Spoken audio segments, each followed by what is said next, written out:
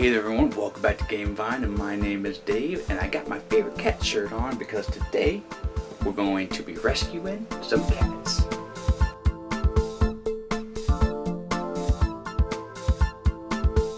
Today's review, we're checking out Cat Rescue. It's a cooperative game, a small little game that has a cloth board, very unique.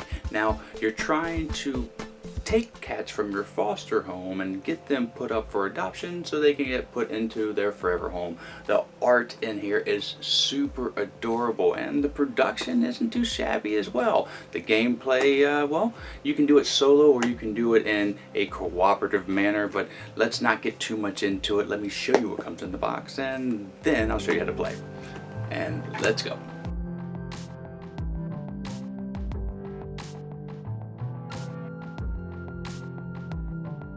So here are the components for Cat Rescue, and I am surprised. What's in this box packs a punch, and it's one of the few times that I've seen a cloth board. My cats love laying on this thing. But they did this for a purpose because you're going to be sliding the cards a lot, so you're going to need a board to accommodate that. And the cards are nice linen finish. I love all the unique art. It is just so cute, and the box here for the forever home is cute, and even the tiles, the counters have a linen finish to it. So the production of this game, be it little, is fantastic. So let's hope the game is actually good. Let me show you how to play. Alright, so this is the game set up for 2 players. The house becomes a little cute forever home. That's what you're trying to get the cats into, and that's how you're going to get points. You're going to be flipping the cats over and pushing them off the board in order to get them into the forever home. But be careful, because if you push them off the board and they're not flipped over, well, they're going to your foster home, and that might be detrimental to you. So on your turn, you're going to do one of 2 things. You can either draw from the street deck, which is right here, or you can play a card from your foster home and place it on the board. Now this will be flipped every so often. When it's on this side, you can either draw from the deck or play your foster home, or if it's flipped on this side, you have to play a cat from your foster home. So if you draw from the street, it flips, and then when you play from your foster home, it flips back. Now you place this on the cat that you played last. This is also going to restrict some of these sliding movements. Let me explain. So when you take a cat and you place it in a column or row, you have to push it. And the main thing that you're trying to do is to get clumps of colors so you can flip the cat that is in the middle over. So you then take this token placed on the cat that you just placed down, and now it cannot be pushed. Now let's say this, well, we played that, it has to be flipped this way, so now this guy has to play a foster cat, and let's say that he's going to play it right here. So he's going to push this over here. We're trying to get pink in a line of 3. You can also do it in 4 and flip over 2 cards, which is very advantageous. But now that we've done that, we go ahead and put that there, and the next move we're going to do is basically this one right here, and I'm going to move up. So now this is a wild color, so it gets flipped like this. Now that we have it flipped, it is ready for adoption. Our goal is to try to move this off the board and get it put into its forever home. Now if we attempt to move a card and it's not flipped over, it goes into our foster home, and then we have to play it out of our foster home in order to try to get it adopted again. Though if you get 3 cats in your foster home and at the end of your turn you cannot play one, that triggers the end of the game and you have to accumulate your points from there. The end of the game is also triggered once this deck runs out as well, and you will trigger the game and try to save as many cats and put them in their forever homes, and try not to have too many cats in their foster home, but you know, it's nice to have 1 or 2 in there, and then have the most points. And this is a cooperative game, so you're really just trying to work together though.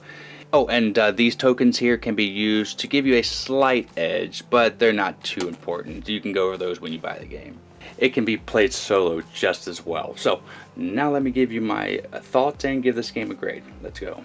So that's how you play Cat Rescue. Now my grade, it's a 62. It's okay. It's an okay game. The production is stellar. One of my favorite things. I love the art. I love how unique each cat is. But the cooperative nature really just boils down to being a kind of solitaire game. I like solitaire games, don't get me wrong, but This game just basically is whoever's the smartest person should just play this game on their own, and other people can sit there as an audience and watch. And I don't know if that's going to be the same for everybody, but that's kind of how it was when I played with my partner. She's much smarter than I am, so she basically did most of the moves, and I couldn't help but just agree with her because those were the best moves. And the theme is okay, there's a lot of cats, so it's kind of flavored there. The game is a little more difficult than it might seem. It is very deceiving when it comes to the art. You would think this is a kid's game. Kids can play it, but when they first play it, they're going to be confused by all of the little nuanced rules that seem to be simple at first, but when you actually play the game, it don't really get executed as well as you might think. So that kind of game throws my daughter off. I wouldn't really recommend this for kids, but for adults and teenagers, or maybe even preteens who like cats, this isn't a bad game. But like I said, it's really a solo experience. If you like those type of experiences in a cooperative nature, yeah, you can go for that. Now, I don't know if it's because I had higher hopes because I like the art and production and it's a cat game that it got a lower score than I would imagine it to, or if it's just not a game for me. But, you know, I really just can't recommend this, though. If you find it in a discount bin and you want a good solo experience, this isn't a bad one to actually pick up, especially if you like cats. The art is just worth it for that. Now, thank you so much for joining me in today's review. Hopefully it was informational, and if you want to buy this game, the link's down below. But until the next time that I see you, have a great rest of your day and a great time with all that you play. My name is Dave. Please like and subscribe, and dislike if you don't. Let me know why. And I'm out, everybody. Bye.